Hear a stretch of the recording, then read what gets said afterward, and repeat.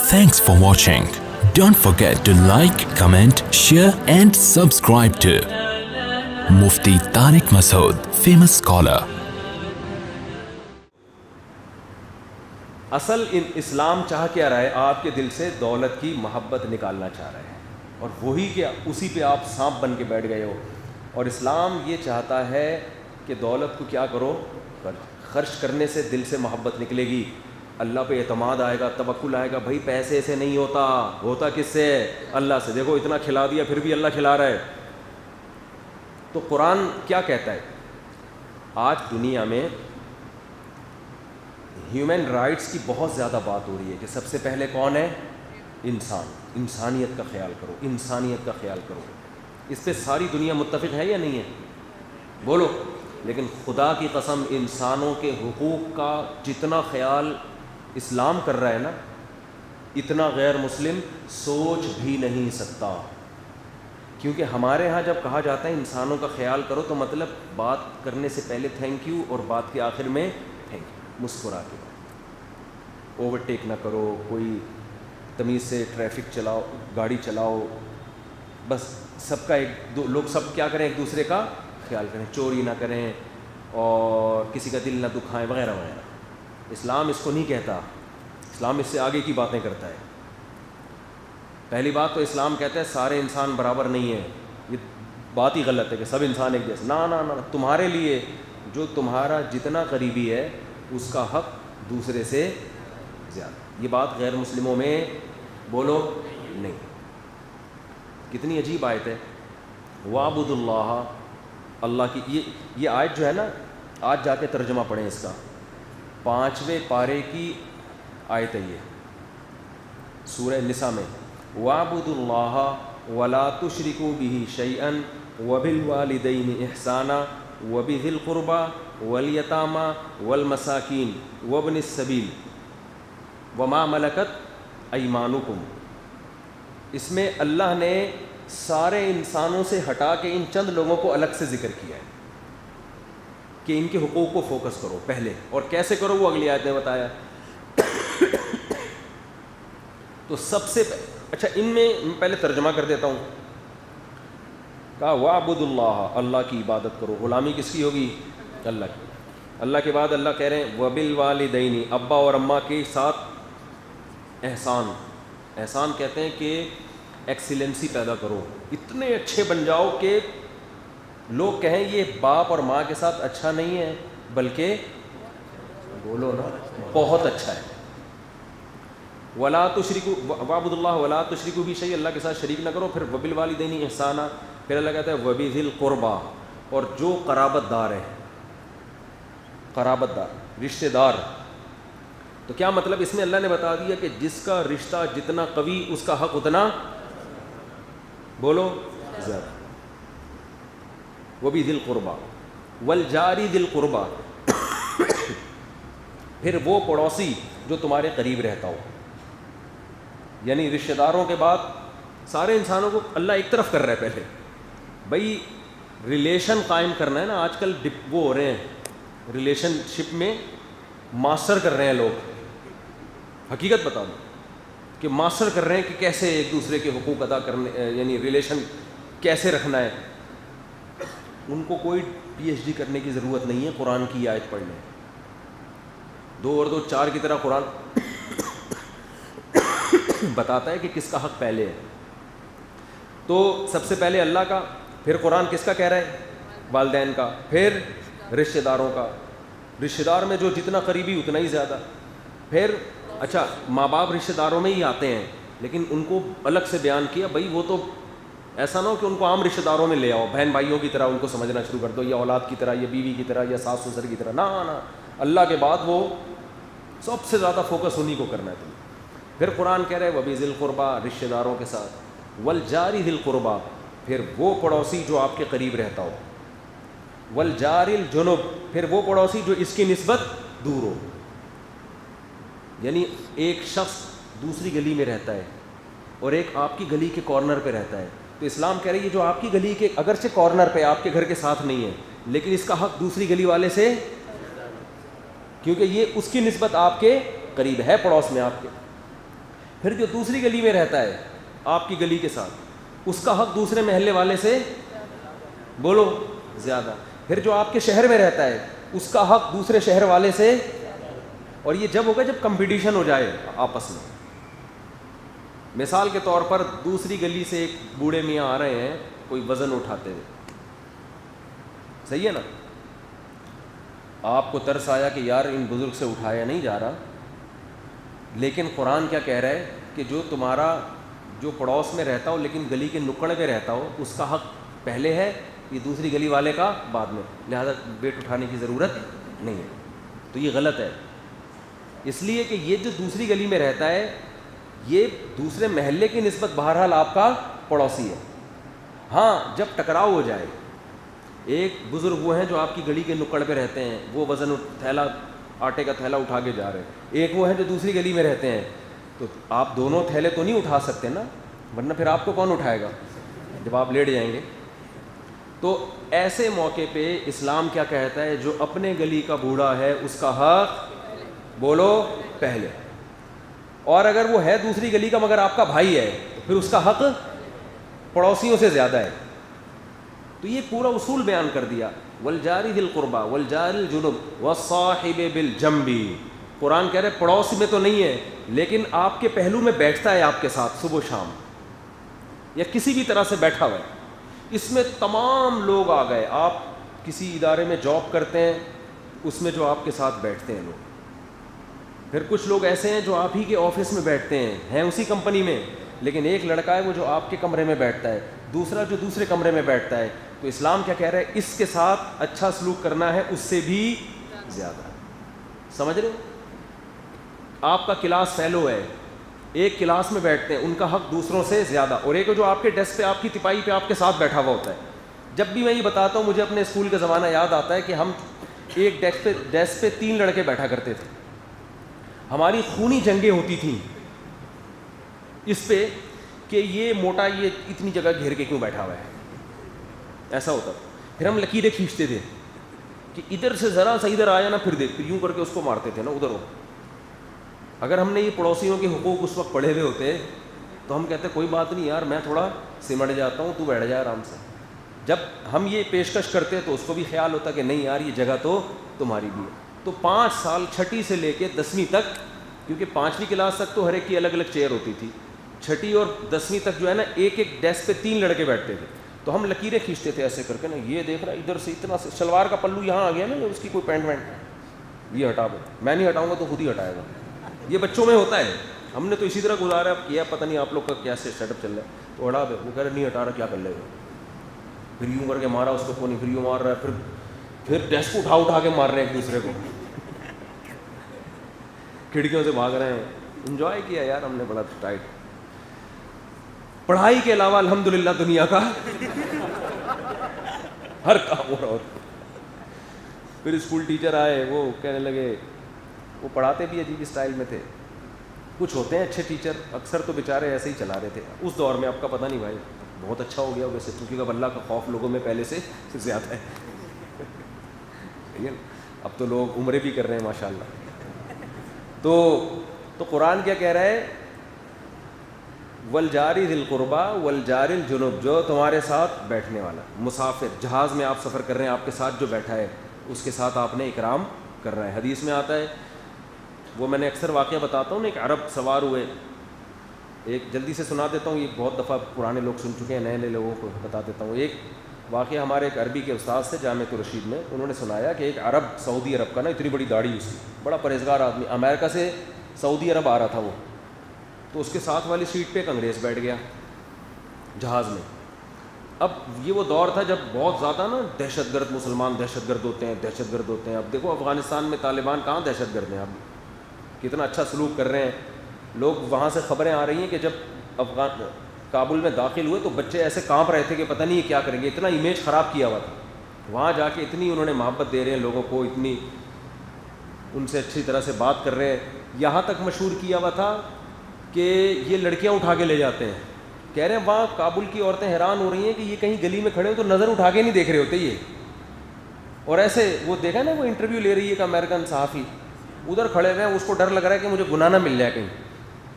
وہ لڑکی ادھر کھڑے ہو کے انٹرویو لے رہی ہے, وہ نیچے کر کے نا یوں ہی کر کے دے رہے ہیں انٹرویو یہیں سے بس. تو یہ بیچارہ کدھر اٹھائے گا یار, یہ کہاں اغوا کر کے لے کے جائے گا. تو ایک انگریز عورت مسلمان ہوئی تھی افغانستان میں طالبان کے وہ حسن سلوک کو دیکھ کر, کیا نام تھا اس کے, ریڈلی کر کے کچھ, بڑی مشہور خاتون, سے پھر کتاب لکھی پوری.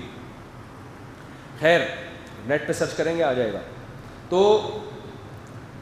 قرآن کیا کہہ رہا ہے, والجار الجنوبی والصاحب بالجنب, جو بھی تمہارے ساتھ اٹھتا بیٹھا. ہاں تو میں واقعہ سنا رہا تھا, اس عرب نے واقعہ بتایا کہ وہ اتنا لمبی داڑھی اس عربی کی, وہ جہاز میں بیٹھا, اس کے ساتھ ایک انگریز جب بیٹھا نا, تو انگریز نے نفرت سے منہ ادھر کو پھیر لیا کہ دہشت گرد نے پتہ نہیں بم وم نہ رکھا ہوا اس نے. میڈیا نے اتنا غلط امیج بنایا ہوا ہے. تو کہہ رہے ہیں کہ یہ بات پہ ان کو پوچھ رہے ہیں, جب وہ ایئر ہاسٹس کھانے لے کر آئی تو اس نے ان کی ٹرے کی کھول دی نا, کیا پہلے آپ. تو انگریز بڑا متاثر ہے, یار یہ تو میرا بڑا خیال کر رہا ہے, رپورٹ تو اس کے خلاف سنی تھی. تو اس نے پوچھا آپ ایسا کیوں کر رہے ہو؟ تو کہتے ہیں میں نے اس کو بتایا کہ نبی نے فرمایا من کان یؤمن باللہ والیوم الآخر فلیکرم جارہ, جو اللہ اور آخرت پر ایمان رکھتا ہے اس کو چاہیے اپنے ساتھ بیٹھنے والے کے ساتھ اچھا سلوک کرے, اکرام کرے, عزت دے اس کو. صرف اچھا سلوک نہیں, اکرام. فلیکرم کا مطلب اس کو رسپیکٹ دے, عزت دے.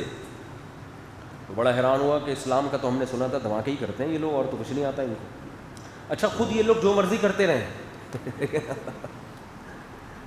خود جو مرضی کرتے رہیں, اور جب وہ چھوڑو پھر پورا ٹاپک ہی چینج ہو جائے گا. تو کہہ رہے ہیں کہ اتنا, اس نے پھر پوچھا اور اسلام کیا کہتا ہے, تو انہوں نے بتایا ایک خدا کی عبادت کرو, نماز پڑھو, پھر وغیرہ وغیرہ وغیرہ.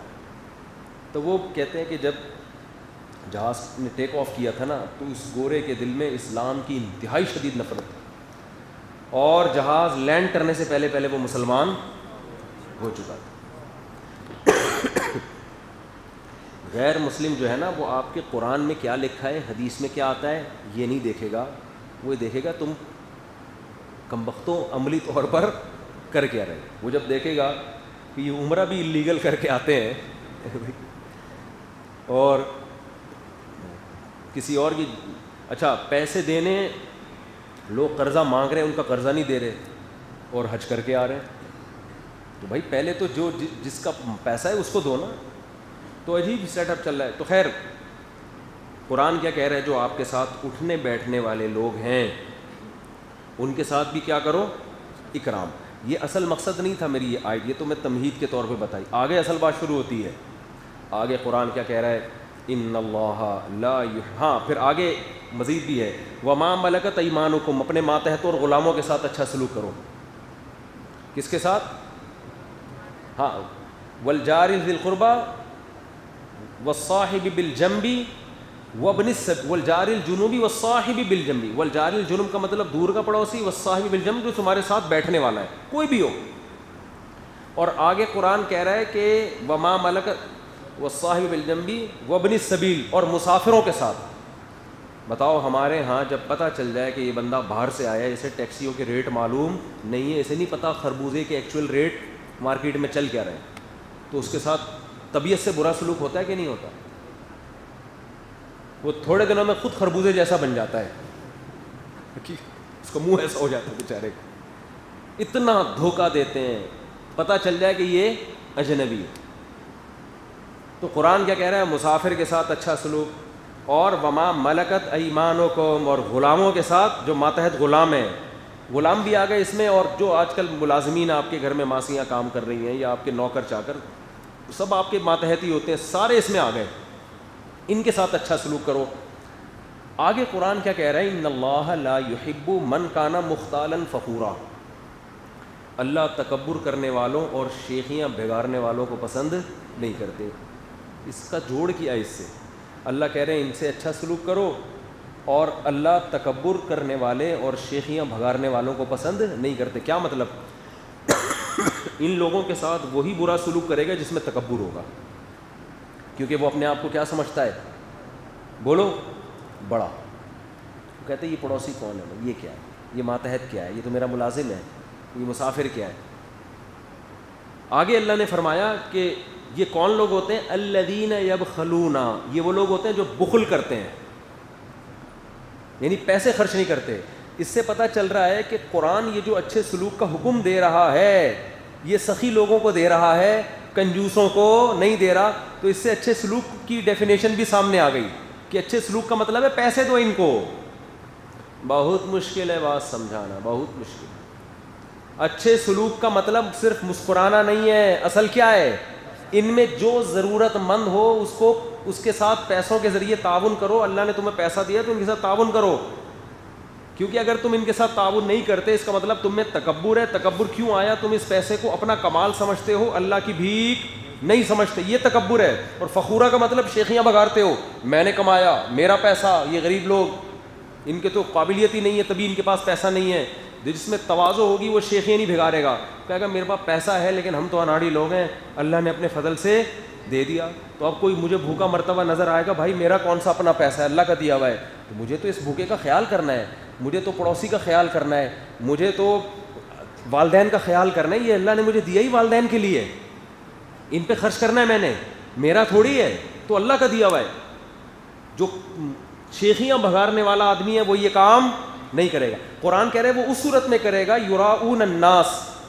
آگے آیت میں اللہ نے فرمایا کہ الذین ينفقون اموالهم رئاء الناس, وہ کریں گے جو لوگوں کو دکھانے کے لیے کر رہے ہوں گے, اللہ کے لیے کبھی بھی نہیں کریں گے یہ لوگ. اللہ کے لیے وہی کرے گا جس کے دل میں تواضع کہ یہ میرا پیسہ میرا نہیں ہے, میرے اندر تو قابلیت نہیں, میرے سے زیادہ قابل لوگ بھوکے مر رہے ہیں اور میں کوئی قابلیت نہیں, اللہ نے مجھے اتنی دولت دے دی.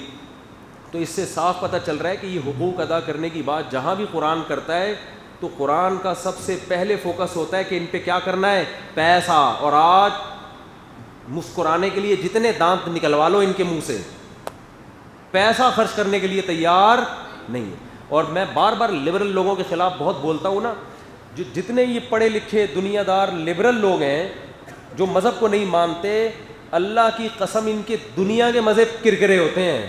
میں تو ان سے کہتا ہوں کبھی مولویوں کے گھروں میں آ کے دیکھو کتنا سکون والا ماحول ہوتا ہے, الحمدللہ, اللہ نظر بد سے بچائے. کبھی دینداروں کے جو دین کی طرف منسوب ہے کتنا سکون. ابھی ایک کیس سامنے آیا, ایک پولیس والے کا انتقال ہوا لاہور میں, ہمارے دوست نے بتایا, اتنا پیسے والا, اس نے اپنے بیٹے کو گاڑی خرید کے دی, ایک کو اچھا موبائل دیا, اچھی مہنگی گاڑیاں دی. اللہ کی قدرت کرونا ہو گیا اس کو, یا کوئی اور بیماری ہو گئی, علاج پہ 30-40 لاکھ روپے خرچہ آ رہا تھا. بیٹوں نے خرچ, ڈاکٹروں نے کہا بھائی پیسے تو, انہوں نے کہا نہیں ہے, یہ گاڑیاں بیچو, موبائل بیچو, انہوں نے کہا نہیں یہ نہیں بیچ سکتے. جب آپ اپنے بچوں کو اللہ نہیں سکھاؤ گے نا تو آپ ان کو جتنا پیسہ دو گے یہ ہوس کے مریض بنیں گے, کیونکہ آپ نے بچپن سے ان کو کھلا کھلا کے نفس پرستی میں ڈال دیا. اب یہ خواہشات کے خلاف کبھی بھی نہیں چلیں گے. اللہ کے لیے قربانی تو دور کی بات, یہ جس باپ کو دیتا ہوا نظر آ رہا ہے نا کہ ہمیں دی, اس کے لیے بھی نہیں دیں گے یہ. اور یہ صرف ان کا نہیں ہے, تو بہت لوگوں کا ہم نے دیکھا ہے کہ یار ابا 40 لاکھ 50 لاکھ گاڑی کیوں بیچو بھائی, مرنے تو مر گیا وہ بیچارہ. حالانکہ جو چیز باپ نے دی ہو وہ تو انسان پہلے لا کے پیش کرتا ہے, ابا میرے کہاں سے آ گئی یہ گاڑی, یہ میرا موبائل کہاں سے آ گئی, یہ تو آپ کا ہے. آپ 40 کی بات کرتے ہو, 80 خرچ کریں گے, ادھار لے لے کے خرچ کریں گے. تو محبتیں مارکیٹ سے کیا ہو رہی ہیں, لیکن انہی بچوں سے آپ انسانی حقوق پر تقریر کرواؤ تو 2 گھنٹے سے کم میں چپ ہو جائیں تو میرا نام بدل دینا. ہیومن رائٹس کی تنظیموں کے ہو سکتا ہے صدر بنے ہوئے ہوں, سمجھ میں نہیں آ رہی بات, کیا بنے ہوئے ہوں, صدر بنے ہوئے, اور کوئی چیئرمین بنا ہوا ہوگا. جو ویمن رائٹس کی باتیں کرنے والے لوگ ہیں نا, اکثر اپنی بیویوں کا خرچہ بولو نہیں اٹھا. گھروں میں جا کے دیکھو پتہ چلے گا آپ. ویمن رائٹس, ویمن رائٹس, خود شادی بھی نہیں کرتے ان میں اکثر لوگ, کیا بھائی ٹینشن کون اٹھائے ساری زندگی کی, کام نکالو, پتلی گلی سے نکلو. لیکن آپ ویمن رائٹس کا چیئرمین بنا دو تو دیکھو بنا ہوا ہوگا ایسا ہی آدمی.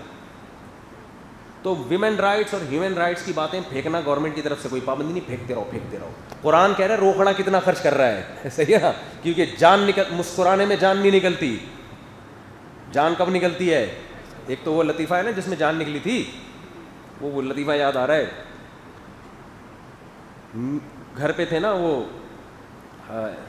ابا نے نہیں اماں نے پوچھا بیٹے سے, بیٹا تم اسکول میں اسلامیات بھی پڑھ رہے ہو, یہ بتاؤ جان کیسے نکلتی ہے. یہ بچے بڑے خطرناک ہوتے ہیں, یہ راز فاش کر دیتے ہیں ان کو بھولے بھالے پن میں. یہ بتا دوں بچوں سے بہت ہوشیار کو, بھولے بھالے پن میں نا یہ سب کچھ بتا دیتے ہیں, ان کو پتہ ہی نہیں ہوتا ہم کیا کہہ رہے ہیں. جب آپ گھر سے باہر آؤ, نوک کرو کسی کا دروازہ, تو بچہ اب بول دیتا ہے کہ ابو کہہ رہے ہیں میں گھر پہ نہیں. ایسا بھی ہوتا ہے, ابو کہہ رہے ہیں میں گھر پہ نہیں ہوں. بچے بہت خطرناک. تو ماں نے اپنے بیٹے سے پوچھا, بیٹا بتا جان کہاں سے نکلے گی, یعنی منہ سے نکلے گی, آنکھوں سے نکلے گی, یا کیسے نکلے گی؟ اس نے کہا کھڑکی سے نکلتی ہے جان. وہ حیران کہ جان کھڑکی سے کیسے؟ تو وہ کہتا ہے امی جب آپ گھر پہ نہیں ہوتی نا تو پڑوسن آتی ہیں آنٹی ہمارے گھر میں, جیسے ہی آپ آنے والی ہوتی ہیں تو ابو کہتے ہیں جان کھڑکی سے نکل جاؤ. ابو فوراً کہتے ہیں جان کھڑکی سے نکل جا. تو یہ لفظ اس نے اتنا سنا تھا, اس کا خیال تھا کہ جان ہمیشہ کہاں سے نکلتی ہے, کھڑکی سے نکلتی. بھائی ویڈیو نہیں بناؤ, ہیلو, بالکل سختی سے پابندی ہے. تو اصل جو جان نکلتی ہے نا انسان کی, وہ روکڑا خرچ کرنے سے نکلتی ہے. اور قرآن ساری ترغیبات کس پہ دے رہا ہے؟ پیسے دو, پیسے خرچ کرو, ماں باپ پہ, بہن بھائیوں پہ, ماتحتوں پہ, پڑوسیوں پہ, اور دور کا پڑوسی, قریب کا پڑوسی, ماتحت غلاموں پہ. آپ ماتحتوں پہ کیسے خرچ کریں گے؟ ارے تیری تنخواہ بنتی ہے 20,000, چل 5,000 میری طرف سے کیا ہے گریوی دے دیا کرو یار. جب اللہ نے اتنا بڑا اسٹیٹ بنایا ہے آپ کو, آپ کے لیے 20-25 کی کیا ویلیو ہے یار؟ یہ آج گھر میں پھل آئے ہیں, ہم تو کھاتے ہی رہتے ہیں, یہ اٹھا کے اپنے ماتحتوں کو دے دو, وہ تم لوگ کھا لو. فیکٹریوں کے مالکان نے ایسا نچوڑا ہوا ہوتا ہے نا. تنخواہیں کیسی ہوتی ہیں؟ 25,326 روپے. ابے 26 کو پورا ہی 100 کر لے یار. بھائی ایک آدمی نے مجھے بتایا, میرے فیکٹری کا مالک مجھے تنخواہ دیتا تھا 20,256. کہتے ہیں میں نے کہا یا تو یہ 256 ختم کر لے, مجھے نہیں چاہیے, پورے 20,000 دے دے, یا اس کو 500 کر دے پورا. لیکن نہیں, 1 روپیہ نہیں بڑھائے گا وہ. حالانکہ اس میں اپنا فائدہ ہے. آپ اپنے ملازمین کو تنخواہ کے علاوہ دیتے رہو. یہ جو ہم اپنے بڑوں کے ساتھ اٹیچ ہیں نا اتنے, میں پنجاب میں رہا ہوں 2002 میں, وہاں لوگوں نے مجھے اتنا زور لگایا کہ آپ ہماری مسجد کے امام بن جاؤ, ہم یہ تنخواہ دیں گے آپ کو, ہم آپ کو گھر الگ بنا کے دیں گے, آپ کو حج کرائیں گے, اور یہ بڑی آفریں کی, اتنی آفریں کی. بڑی محبت والے لوگ تھے, میں روزانہ وہاں بیان کرتا تھا. تو بیٹھتے آپ کو یہاں سے جانے نہیں دیں گے, ہم آپ یہاں مسجد کا امام بنو آپ. میں اس وقت بالکل باریک سا آدمی, مجھے خوراک کی ضرورت بھی اس وقت بہت زیادہ تھی.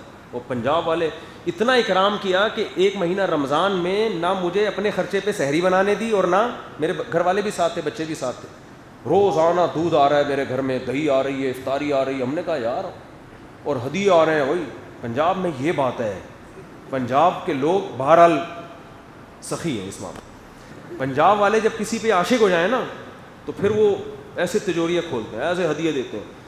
تو وہ میں وزیر آباد میں تھا, انہوں نے جناب وہ اکرام میرا, میں حیران. ابے بھائی مجھے گھر میں مجھے عادت خراب ہو جائے گی, مفت کھانے کی عادت پڑ جائے گی. لیکن نہیں جی, صبح صبح پہنچے ہوئے ہیں, 1 کلو دودھ لے کے, دہی لے کے, افطاری لے کے, پھر رات کا کھانا لے کے, پھر الگ لفافے الگ آ رہے ہیں. تو میں کوئی بھی ملنے آتا نا, جیب میں ہاتھ ڈال کے لفافہ نکالتے, یہ میری طرف سے ہدیہ. تو میں جب آیا تو میری جیب بھر گئی, اور وہ پھر اوپر سے مجھے گھسیٹنے لگے کہ آپ یہیں رہو, یہاں آپ کی امامت لگوا لیتے ہیں. میں نے ان سے بولا بھائی میں جب بہت زیادہ ہو گیا نا, بہت اصرار کیا, اتنا اکرام بھی, مزے بھی میرے لگ گئے تھے, دودھ جلیبی آ رہی ہے, اور جناب پھر پنجاب کا پانی ایسا ہے, یہاں آدمی کھانے پینے کی باتیں جتنی کروا لو کراچی والوں سے, الحمدللہ بہت اچھی باتیں کرتے بھی ہیں, اور کھانا بھی اچھا بنتا ہے. یہاں کھا نہیں سکتے, یہاں بکرے کی ران ایسی بنتی ہے, یوں بنتی, کھا کے دکھا تو بکرے کی ران, ٹھیک ہے نا. بولتا ہوں باتیں یہاں وہ کہ پانی اس طرح کا ہے, ہوا اس طرح کی بھوک نہیں. ہم جب پنجاب جاتے ہیں بھوک ڈبل ہو جاتی ہے, بلوچستان بھی جاؤ بھوک ڈبل ہو جاتی ہے. کراچی کا پتہ نہیں ماحول ایسا ہے کہ یہاں وہ بھوک نہیں ہے. تو تہذیب الحمدللہ یہاں بہت ہے, اخلاقیات ہیں, بات تمیز سے وغیرہ وغیرہ. لیکن وہ بھی میں نے بتایا کہ اچھا کراچی میں جو خرچ کرنے کا رواج ہے وہ دینی مدرسوں پہ ہے, وہ شخصیات پہ نہیں کرتے. مسجدوں میں بنوائیں گے, اور مدرسوں میں مدرسوں میں تو یہاں سے بہت جاتا ہے, پورے پاکستان جاتا ہے. لیکن یہاں کو یہ رواج نہیں ہے کہ جیسے وہ لوگ ہوتے ہیں نا کہ کسی سے عقیدت محبت ہو گئی تو وہ پیسے خرچ کرتے ہیں. یہاں عقیدت محبت جتنی بھی ہو گئی تو زبان سے پیچھے چلے جائیں گے پیچھے چلے جائیں گے زبان سے. تو مجھے کیا وہاں پر اتنی آفریں آ رہی تھیں, تو میں نے ان سے کیا کہا, ایک دن میں نے کہا بھائی میں جامعۃ الرشید کا بندہ ہوں, اللہ کا بندہ ہوں ایسے تو, کیونکہ ہمارے اکابر نے اتنا اچھا سلوک کیا ہمارے ساتھ, اتنا اچھا سلوک کیا کہ بھائی میں ان کو کسی قیمت پہ چھوڑنے کے لیے تیار نہیں. میں نے کہا دیکھو وہ اگر مجھے کہیں کہ وہاں سے واپس نہ آؤ وہیں رہو, وہ میری تشکیل کر دیں, تو آپ بھگا کے دکھاؤ پھر مجھے یہاں سے اور اگر وہ مجھے ایک کال کر دیں کہ واپس آ جاؤ, تو آپ میرے قدموں میں سونے کے مٹکے بھی لا کے رکھو گے, میں یہاں ٹکنے والا نہیں ہوں. کیونکہ میں نے کہا میں جن بزرگوں سے میرا تعلق ہے نا, ان کے پر مجھے اتنا اعتماد اللہ نے دلا دیا کہ ان سے زیادہ اچھا مجھے مارکیٹ میں ملے گا نہیں. چند چیزیں ہوتی ہیں لیکن یاد رہ جاتی ہیں. ہم نے اپنے بڑوں کو دیکھا, یار ہمارے کوئی مالی پریشانی طالب علم کے اول تو آئی نہیں, لیکن وہ خیال اپنی جیب سے ہدیے نکال کے ہم کو دے رہے ہیں پیسے. ٹیچر کہ یار ایک طالب علم ہے, پتہ نہیں اس کے ساتھ کیا ہو رہا ہو, گزارا ہو رہا ہے نہیں ہو رہا, یہ لوگ, حالانکہ ان کی اپنی تنخواہیں کم. تو ماتحتوں کے ساتھ جب آپ اچھا سلوک کرتے ہو, تھوڑی سی بھی غیرت ماتحت میں ہوگی, وہ اس اچھے سلوک کو بھولتا.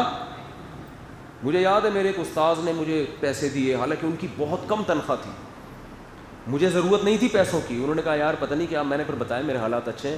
پھر ایک اور طالب علم تھا, ایران سے آیا ہوا تھا پڑھنے کے لیے, اس کو چپکے سے نکال کے نا دے رہے ہیں پیسے, مٹھی تو ڈال رہے ہیں, رکھ لے. وہ کہہ رہے نہیں, میں نے اس کو آنکھیں دکھا رہے ہیں نا, وہ پٹھان استاذ سے ایسے آنکھیں لال ہو جاتی تھی غصے میں, وہ بیچارے نا ایسے کر کے رکھ لیا. تو آپ نے تو یہ امیج سنا ہے مولویوں کا, بس مانگتے رہتے ہیں. ہم نے جن اپنے مولویوں کو دیکھا, جن بزرگوں کو دیکھا, ہم نے کہا یار یہ کیا کر رہے ہیں, یہ تو لٹا رہے ہیں, یہ تو ہم پہ خرچ کر رہے ہیں, اپنی جیب سے خرچ کر رہے ہیں. تو ایک انگریز کا مقولہ ہے, انگریز بھی بعض دفعہ اچھی باتیں کرتے ہیں, بعض دفعہ نہیں بہت دفعہ کرتے ہیں. ایک شیکسپیئر کا ایک مقولہ ہے, وہ مسجد میں سنانے کا نہیں ہے, تو وہ پھر کسی اور وقت نجی محفل میں انشاءاللہ ہم سنائیں گے.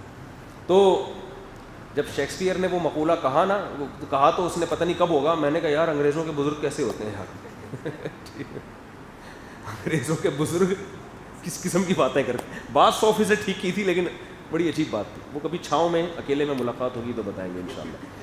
تو ایک انگریز نے یہ بات لکھی ہے, اور بالکل صحیح لکھی ہے, کہ کبھی اپنے ماتحت کو آپ باؤنڈ نہ کریں کہ ہمیشہ آپ کے ساتھ رہے گا. یہ جو ایگریمنٹ ہو جاتے ہیں نا, 20 سال تک کمپنی چھوڑ کے نہیں جانا, 10 سال تک چھوڑ کے نہیں جانا ہے, اور پھر چاروں طرف سے کوششیں کر رہے ہوتے ہیں ملازمین کے بارے میں. ایک فیکٹری کے مالک نے مجھے بتایا, میں ان کمبختوں کو میں نے کام سکھایا ہے, 6 مہینے جاب کرتے ہیں, میرے سکھائے ہوئے کام پہ کہیں اور جا کے کما رہے ہوتے ہیں. تو میں نے کہا آپ نے جو ان کو کام سکھایا اپنے فائدے کے لیے سکھایا نا, یہ اللہ کے لیے سکھایا کریں, اپنی فیکٹری کے لیے. تو میں نے کہا وہ بھی اپنے فائدے کے لیے, جب ان کو کہیں اور سے آفر آئے گی تو وہ کیوں ٹکے گا آپ کے پاس, یہ کوئی باتیں کرنے کی فضول, وہ کہ پابند تھوڑی ہو گیا ہے آپ کا, معاہدہ تھوڑی ہوا ہے کوئی اس کا, اور اگر معاہدہ ہوگا تو وہ مانے گا بھی نہیں معاہدہ, وہ یعنی وہ کرے گا ہی نہیں ایسا کوئی معاہدہ. تو ایک انگریز نے لکھا ہے کہ اپنے ماتحتوں کو کبھی پابند نہ کرو, بلکہ ان کو بتایا کرو بھائی تمہیں یہاں سے اچھی جاب مل جائے, کوئی کام کا موقع ملے تو 1 دفعہ نہیں بلکہ 100 دفعہ جاؤ, لیکن سلوک اتنا اچھا کرو کہ انہیں کہیں موقع مل بھی رہا ہو تو وہ جانے کے لیے تیار نہ ہو, بولے یار یہاں جتنی سہولت اور عزت ہے کہیں اور نہیں ہے, کام ایسا کرو. تو کام کر نہیں رہے ہوتے, تنخواہیں نچوڑ کے دے رہے ہیں, بس وہ نا ہر چیز بزنس بن گئی ہے اس نے, کیونکہ پلس مائنس کر کے پروفٹ دیکھنا ہے. اگر وہ زیادہ تنخواہیں دے گا تو پروفٹ کا مارجن کیا ہو جائے گا, کم. اب گورا یہ کام کرے تو سمجھ میں آتا ہے, مسلمان تو پروفٹ کون سا دیکھتا ہے, یار میں ان کی زیادہ تنخواہیں دے رہا ہوں تو یہاں کم ہو رہا ہے, وہاں کیا ہو رہا ہے. دوسرا ہم تو برکت کے بھی قائل ہیں, انگریز کی ڈکشنری میں برکت کا لفظ اس معنی میں نہیں ہے جو ہمارے یہاں ہے. وہ تو کہہ رہے ہیں برکت کیا ہوتی ہے, یہ پیسے ہیں, یہ 100 روپے ہیں, یہ 100 روپے, برکت کیا ہوتی ہے بھائی. ہم تو برکت کے قائل ہیں, ہم کہتے ہیں بھائی 1000 جو برکت والے وہ بے برکتی 1,00,000 روپے سے بہتر. 1,00,000 جو برکت کے بغیر آئیں وہ پھر بھی بھیک مانگتا رہتا ہے. لوگ آتے ہیں کہ ہماری اتنی تنخواہ ہے, برکت نہیں ہے, ہم روتے رہتے ہیں. میں کہتا ہوں اس سے آدھی تنخواہوں کے لوگ ہم نے دیکھے ہیں, وہ کہتے ہیں پھر بھی بچ جاتا ہے. میرے پاس ایسے لوگ بھی یہاں ہیں کہ یار یہ تنخواہ مفتی صاحب سمجھ میں ہی نہیں آ رہا, کھا پی بھی لیتے ہیں, گھر کے بجلی کے بل گیس ویس سب ہو جاتا ہے, پھر بھی بچ رہے, کیا کروں میں. دیکھو یہ برکت ہو رہی ہے تو ہے نا, لیکن ایسے بھی یہ روتے ہی رہیں گے, ساری زندگی بیٹھ کے روتے رہیں گے. تو ہم تو برکت کے بھی قائل ہیں. تو قرآن کیا کہہ رہا ہے, ماتحتوں کے ساتھ کیا کرو, اچھا سلوک. تو اچھے سلوک کی ڈیفینیشن قرآن کیا کر رہا ہے, بولو روکڑا خرچ کرو. تو جو کہیں بھی آفیسر ہے نا, گورنمنٹ کے ادارے میں آفیسر ہے, ماتحتوں کو چھپڑ میں پیسے کبھی کبھار دے دیا کرو. جس کو لگے کہ یہ بیچارہ مستحق ہے, چھپڑ میں بلا کے اس کو لفافے میں تھوڑے سے پیسے ڈال دو. کوئی فوج میں بڑا آفیسر ہے, اس کے ماتحت کوئی فوجی ہیں, تو یہ بڑا آفیسر چھپڑ میں بلا کے تھوڑے سے پیسے اس کی جیب میں ڈال دے. دیکھو یہ ابھی تو سلوٹ کرتا ہے, گورنمنٹ کا قانون ہے, لا ہے نا, پیٹھ پیچھے ہو سکتا ہے گالیاں دے رہا ہوں, جیسے ہی سر آئیں گے سر ایک دم سلوٹ کرے گا. جب آپ اس طرح کریں گے تو پھر وہ دل سے سلوٹ کرے گا. جہاں نہیں بھی کرنا ہوگا صحیح ہے نا, وہاں بھی کیا کرے گا. ایسے بھی لوگ ہیں. تو اپنے ماتحتوں کے, ٹیچر ہو آپ, طلبہ کا خیال کر لو, جیسے ہمارے استاذ کیا کرتے تھے خیال. طلبہ کا خیال کر لو کہ یار کبھی اپنی جیب سے بھی خرچ کر دیا کرو. آپ مسجد کے امام ہو تو آپ خود کبھی اپنی جیب سے بھی ڈبے میں چندہ, بہت سے امام ڈالتے ہیں الحمدللہ, لیکن آپ ڈالو گے تو زیادہ لوگوں پہ اثر پڑے گا.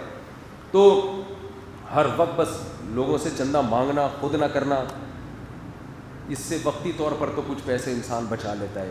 تو قرآن میں اچھے سلوک کی ڈیفینیشن سمجھ میں آ گئی کہ ان پہ کیا کرنا ہے, خرچ. الذین یبخلون ویأمرون الناس بالبخل. آگے قرآن کیا کہہ رہا ہے کہ وما ذا علیہم لو آمنوا باللہ والیوم الآخر وانفقوا مما رزقہم اللہ. ان کو ہو کیا گیا کہ یہ اللہ اور آخرت پر ایمان لا کے خرچ کرنا کیوں نہیں شروع کر دیتے. یعنی اللہ کہہ رہے ہیں اتنی لمبی تقریر سننے کے بعد بھی تمہیں اثر کیوں نہیں ہو رہا. یعنی اللہ اور آخرت پر ایمان لاؤ اور خرچ کرنا شروع کر دو. اس میں بتا دیا کہ خرچ اس وقت تک ہوگا نہیں جب تک آخرت پہ ایمان ہوگا نہیں. اللہ پہ ایمان کا مطلب پتہ ہے کہ اللہ کے لیے دے رہا ہوں, وہ لوٹا دے گا. اور آخرت پر ایمان کا مطلب یہ ضائع نہیں ہو رہا, آخرت میں محفوظ ہو رہا ہے. تو اس سے سخی بننے کے لیے آخرت پر ایمان بہت ضروری ہے. آپ کو کچھ پتہ نہیں کب مر جائیں. لوگوں نے بڑھاپے کے لیے مؤخر کر کے رکھا ہوا ہے. ہم اس وقت ٹرسٹ بنائیں گے, صدقہ کریں گے جب سارے کاموں سے فارغ ہو کر کرنے دھرنے کے لیے کوئی کام نہیں بچے گا, پھر ہم کیا کریں گے, پھر میں اپنے ابا کے ایصال ثواب کے لیے ایک مسجد بناؤں. یہ لوگوں کی سوچ ہو. بھائی جوانی میں خرچ کرو, سمجھتے ہو کب خرچ کرو. حدیث میں آتا ہے سب سے بہترین صدقہ وہ کہ صدقہ کرتے ہوئے آپ کو خیال ہو کہ یہ رقم اگر میں بزنس میں لگاتا تو فائدہ ہوتا, اور اگر میں ابھی صدقہ نہیں کروں گا, صدقہ کیا تو فقر و فاقہ بھی آ سکتا ہے. یہ کنڈیشن تھوڑا سا دل میں آرے چلنے چاہیے. یعنی حدیث کا مفہوم یہ ہے, جس صدقے میں دل تھوڑا سا بیٹھ رہا ہو, گھبرا رہا ہو, یار کیا کر رہا ہے یار تو اس کا مطلب یہ خاندانی صدقہ ہو رہا ہے. اور جس صدقے میں کچھ بھی نہ ہو رہا ہو, ٹٹولے چونی اٹھنی مل نہیں رہے, تو چلو یہ کیا لگا. اور اس میں بھی یہ ہو کہ میرے بلائیں کیا ہوں گی, ٹل جائیں گی. تو صدقہ تو وہ ہوتا ہے دل تھوڑا سا اس میں جلے.